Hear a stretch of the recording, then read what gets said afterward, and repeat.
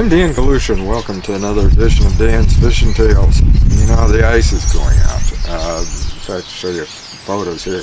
This was the other day, and it's worse than that now. But anyway, I'm getting ready for some shoreline fishing, because even if there's a little bit of ice out there, sometimes there's some great shoreline fishing.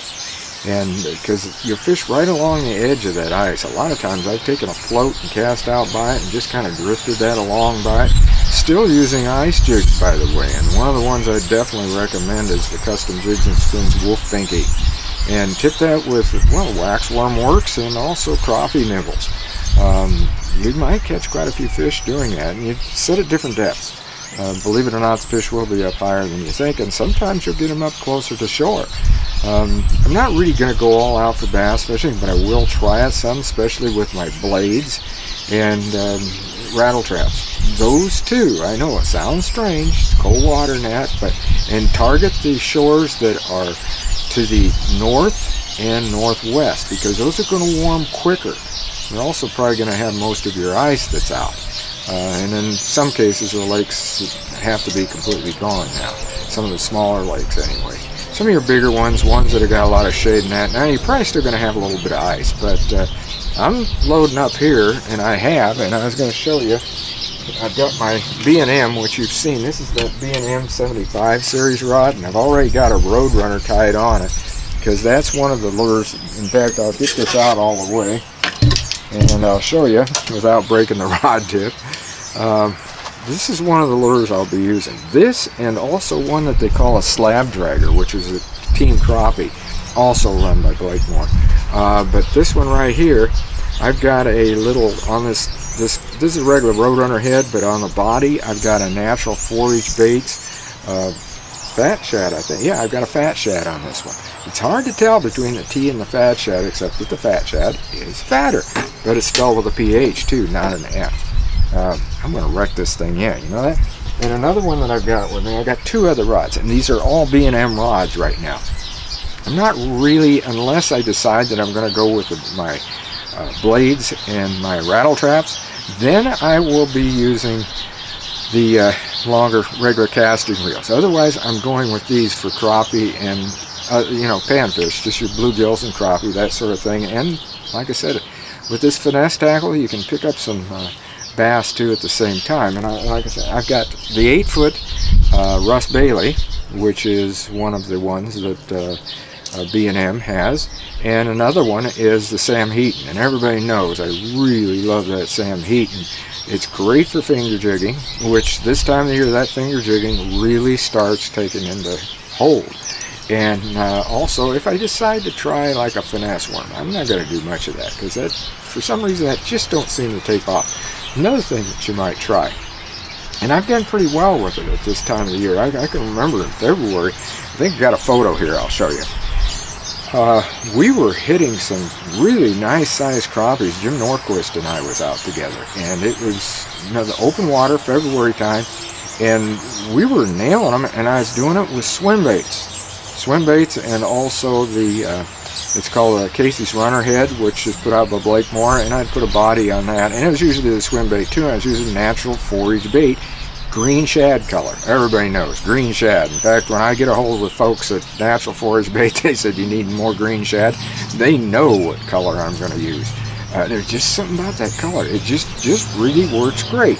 And I wanted to show you too. I'm going to lay this down. I'm not going to. No, I'm going to try to do this. Let's see. There we go. That's a 1-piece rod, by the way. It's not 2-piece like a lot of the others. But I've got one thing here.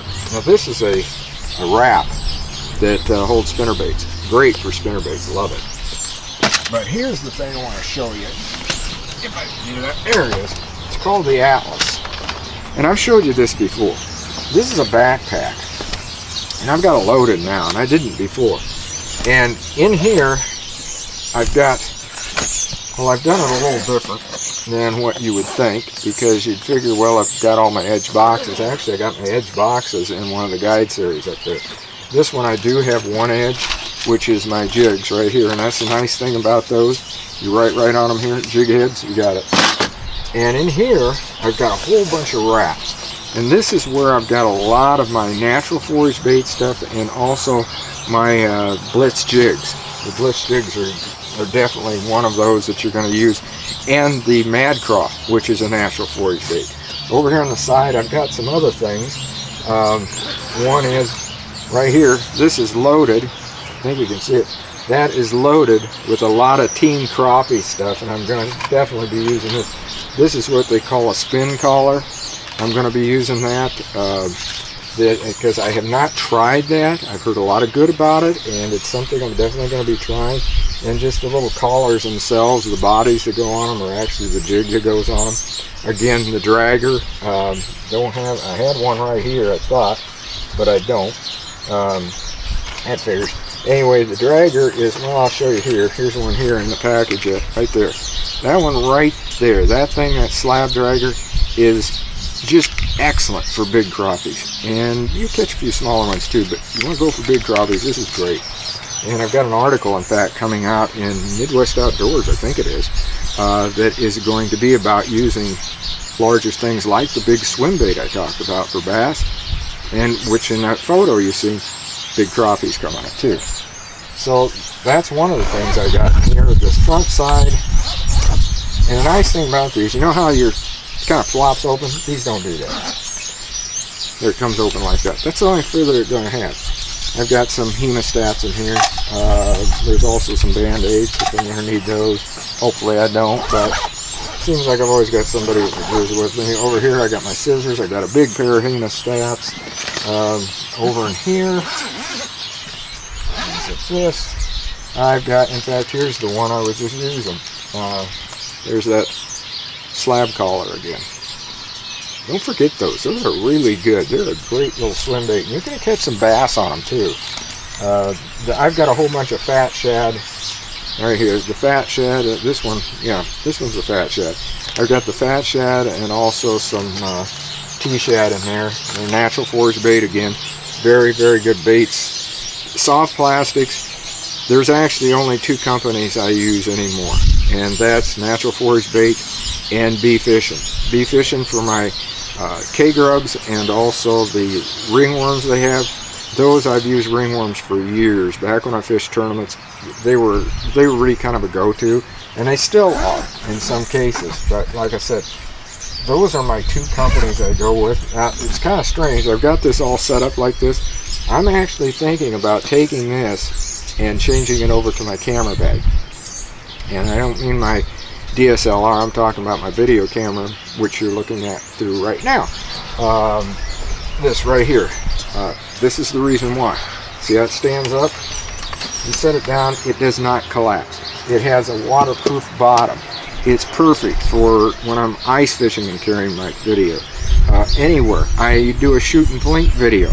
I go to my firing range and I've got this. It stands up. I can have everything in here, pull it out. Works out as a great, great video bag. So you guys that are doing any videos or anything like that, you might want to consider that. Otherwise, with that, all this strap in that, it not only works for the video, because it's shoulder straps, good shoulder straps. I'll show you better here. You can see they're really padded nicely.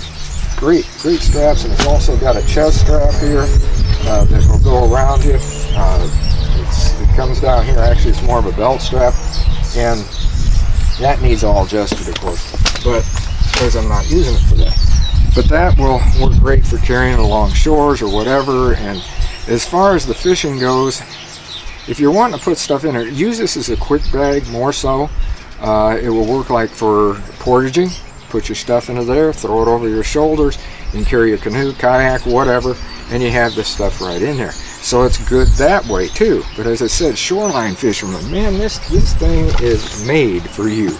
There's no doubt about it. Get yourself some edges, some of these edge boxes, because then they're even one hand, so that you got that. You know, you just got a great setup then. And you've got all of these are all hard. Plus, something I didn't show you, up here, I don't have anything metal, well I can have, right here, I'll get out my Leatherman. See this up here? That's not going anywhere, because that's what they call the drop zone. Look at that, I'm actually lifting the lid by just pulling the knife up. That's how strong that thing is. Don't put your cell phone on there. Otherwise you're going to have some problems. But I got this sitting on another deal here is why it fell over them. But anyway, there's an idea for you. I wanted to bring that up and give you a few quick tips on what you can do here early in the season with everything, you know, going haywire or with the ice going out. You no longer have any ice fishing. You still have this. So until next time, get out on the water and have a great day of fishing.